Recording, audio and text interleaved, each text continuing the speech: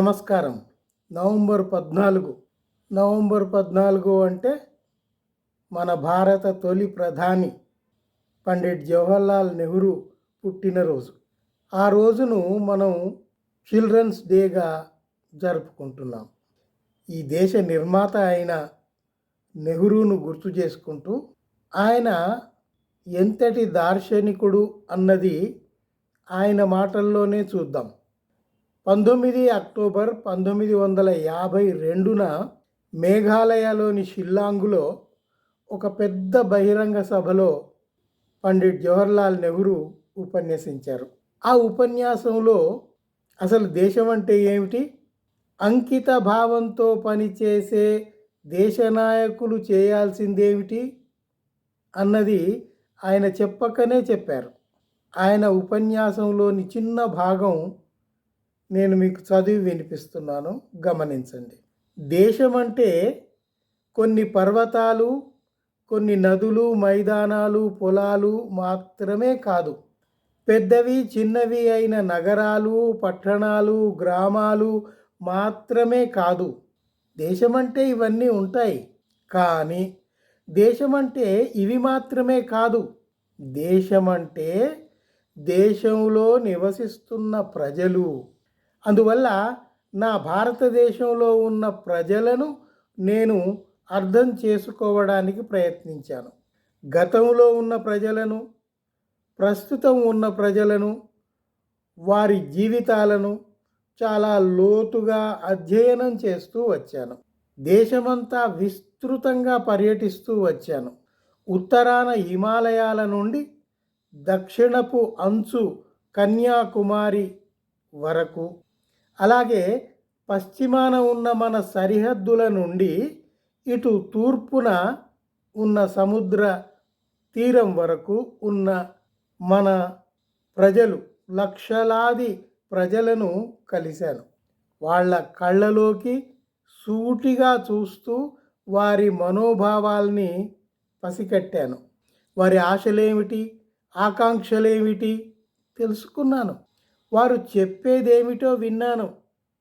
వారు చెప్పలేకపోయిందేమిటో కూడా అంచనా వేసుకున్నాను.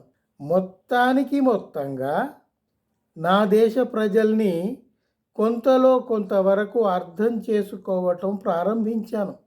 ఇది నాకు సంతోషాన్ని, సంతృప్తిని ఇచ్చే విషయం. ఈ ఉపన్యాసం చాలా సుదీర్ఘంగా ఉంది. అందులో ఒక చిన్న భాగం నేను ఇక్కడ మీకు చదివి వినిపించాను. అయితే ఆనాటి పండిట్ నెహ్రూ ఉపన్యాసం పూర్తి పాఠం Jawaharlal Nehru selected works second series volume 20 పేజీ నెంబర్ 3లో ప్రారంభమై కొనసాగింది. కావలసిన వాళ్ళు అందులో వెతుక్కోవచ్చు. ఇంకొక చిన్న తమాషా అయిన విషయం గుర్తు చేసుకుందాం. చాణుక్య అనే అతను ఆ రోజుల్లో బెంగాల్ నుండి వచ్చే పత్రికలో విరివిగా రాసేవాడు. నెహ్రూ విధానాలను, వాటిని తీవ్రంగా విమర్శిస్తూ ఉండేవాడు. ఉదాహరణకు మీకు 2-3 వాక్యాలు వినిపిస్తాను. జవహర్లాల్ నెహ్రూ పట్ల పార్టీలో ఆరాధనాభావం పెరిగిపోతూ ఉంది. దీన్ని అరికట్టకపోతే ఆయన మరో సీజర్లా తయారయ్యే అవకాశం ఉంది. ఇది పార్టీ మనుగడకు ఎంత మాత్రం సరైంది కాదు అంటూ ఈ విధంగా చాణుక్య అనే అతను రాస్తుండేవాడు. ఇక్కడ తమాషా ఏమిటంటే చాణుక్య అనేవాడు ఎవ్వడూ లేడు. అది పండిట్ జవహర్లాల్ నెహ్రూయే. జనం ఇవి చదివి ఏమనుకునేవారంటే నెహ్రూ అంటే గిట్టని వారు ఎవరో తీవ్రంగా విమర్శిస్తున్నారు అని అనుకునేవారు. అసలు విషయం ఏమిటంటే చాణుక్య పేరుతో ఆ బెంగాల్ నుండి వచ్చే పత్రికకు నెహ్రూయే స్వయంగా వ్యాసాలు రాసేవారు. అందులో తను చేస్తున్న కొన్ని పొరపాట్లు, తన విధానాలు అన్నిటినీ తీవ్రంగా విమర్శించుకుంటూ ఉండేవాడు. అంటే ఏమిటి అంటే నెహ్రూ పట్ల ఆరాధనాభావం పెరిగిపోవటం కాదు, ఆయన తప్పిదాల్ని కూడా మనం బయట పెట్టాలి అని ఆయనకు చెప్తూ ఉండేవాడు. ప్రఖ్యాత కార్టూనిస్ట్ శంకర్ ఉండేవాడు. శంకర్స్ వీక్లీ చాలా పాపులర్. ఆ శంకర్ వచ్చినప్పుడు ఆయనను దగ్గరికి తీసుకొని భుజం మీద చేయి వేసి, శంకర్ నువ్వు ఏమాత్రం వెనుకాడకు, మేము నా ప్రభుత్వం చేస్తున్న పనుల్ని సహేతుకంగా విమర్శిస్తూ ఉండు అని తనే స్వయంగా శంకర్కు చెప్తుండేవాడు. అది కాకుండా ఈ చాణుక్య పేరుతో వ్యాసాలు రాస్తుండేవాడు. ఇది ఎందుకు గుర్తు చేసుకోవాల్సి వస్తుంది అంటే, అసలు సమకాలీనంలో మనకు ఇలాంటి నాయకులు ఉన్నారా? ఆయన మంచి పనులు, ఆయనే దార్శనికుడు, క్రాంతిదర్శి, వైజ్ఞానిక పరిశోధనాశాలలన్నీ ఏర్పరిచి దేశాన్ని వైజ్ఞానికంగా ముందుకు తీసుకుపోవాలని కలలుగన్నవాడు. ఈ ప్రపంచానికి సైంటిఫిక్ టెంపర్ అనే పదం కాయిన్ చేసి అందించినవాడు పండిట్ జవహర్లాల్ నెహ్రూయే. అంతేకాదు, దేశం ఉజ్వలమైన భవిష్యత్తులోకి పోవాలంటే ప్రజల్లో సైంటిఫిక్ టెంపర్మెంట్ పెరగాల్సిన అవసరం ఉంది అని గట్టిగా నొక్కి చెప్తుండేవాడు. ఆయన ప్రతి ఉపన్యాసంలోనూ ఆ విషయం స్పష్టంగా మనకు కనబడుతుండేది. అది కాకుండా తనను తాను విమర్శించుకుంటూ తన తప్పిదాల్ని తనే బయట పెట్టుకుంటూ వ్యాసాలు రాయటం అనేది, మరి అది ఎంత ఔన్నత్యం ఉన్నవాడైతే ఆ పని చేయగలడు? సమకాలీనంలో అలాంటి నాయకులు మనకెక్కడన్నా కనిపిస్తున్నారా?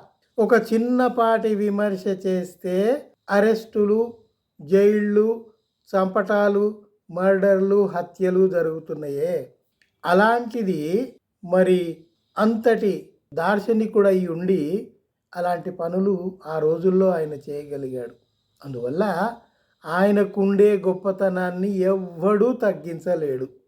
కావాలని ఆయనను తగ్గించి మాట్లాడి పొరపాట్లన్నీ ఆయనకు అంటగట్టి కాలం గడుపుతున్న ఈ బీజేపీ, ఆర్ఎస్ఎస్ ప్రభుత్వము ఆత్మవిమర్శ చేసుకోవాలి. వాళ్ళు ఏం చేస్తున్నారో వాళ్ళు ఆత్మవిమర్శ చేసుకోవాలి. ఆత్మవిమర్శ చేసుకోగలవాడైనందువల్లనే నెహ్రూ తన మీద తనే వ్యాసాలు రాసుకున్నాడు. కార్టూనిస్టులను, జర్నలిస్టులను నిరభ్యంతరంగా మా ప్రభుత్వ విధానాలను విమర్శిస్తూ ఉండండి స్వయంగా ఆయనే చెప్పేవాడు. సో అలాంటి నాయకులు భవిష్యత్తులో మనకు మళ్ళీ వస్తారా రాదా అనేది అనుమానాస్పదంగా ఉన్నా కూడా మనం ఆశించటంలో తప్పు లేదు. మన ప్రజల్లోంచి మనమే చైతన్యవంతులై సైంటిఫిక్ టెంపర్ను పెంపొందించుకొని ఈ దేశాన్ని ఉజ్వల భవిష్యత్తులోకి తీసుకుపోయే యువతరం తప్పకుండా వస్తుంది అని ఆశిద్దాం. ఆ కృషిలో మనం చేయగలిగిన పని మనం కొంత చేస్తూ ఉందాం. అన్ని రకాలుగా మనం ఆ పని కొనసాగిస్తూనే ఉందాం. నెహ్రూ చూపిన మార్గాన్ని మనం తీసుకొని దాన్ని ముందుకు తీసుకుపోదాం. Thank you. సెలవు.